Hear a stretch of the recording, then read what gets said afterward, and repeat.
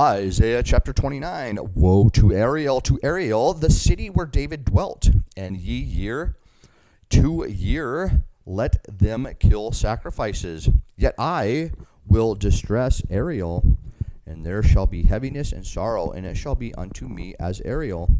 And I will camp against thee round about, and will lay siege against thee with a mount, and will rise forts against thee. And thou shalt be brought down, and shalt speak out of the ground. And thy speech shall be low out of the dust, and thy voice shall be as of one that hath a familiar spirit out of the ground, and thy speech shall whisper out of the dust.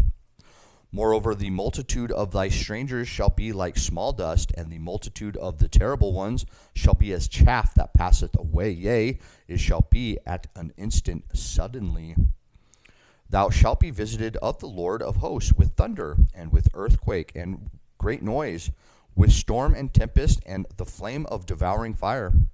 And the multitude of all the nations that fight against Ariel, even all that fight against her and her munition, and that distress her, shall be as a dream of a night vision. Shall even be as when an hungry man dreameth, and behold, he eateth, but he awaketh, and his soul is empty.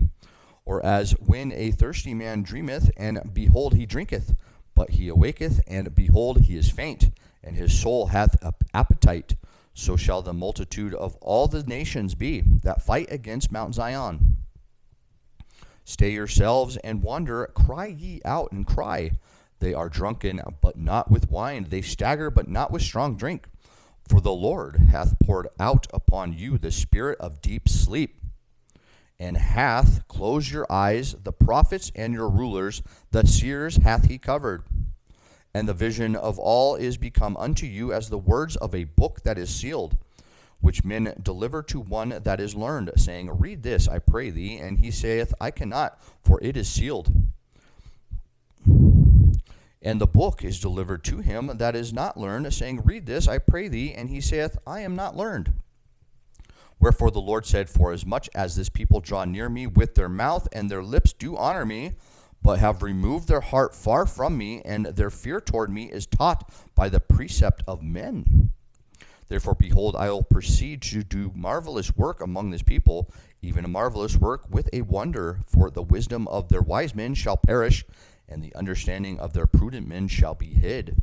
Woe unto them that seek deep to hide their counsel from the Lord, and their works are in the dark. And they say, Who seeth us, and who knoweth us? Surely your turning of things upside down shall be esteemed as the potter's clay. For shall the work say of him that made it, He made me not? Or shall the thing framed say of him that framed it, He had no understanding?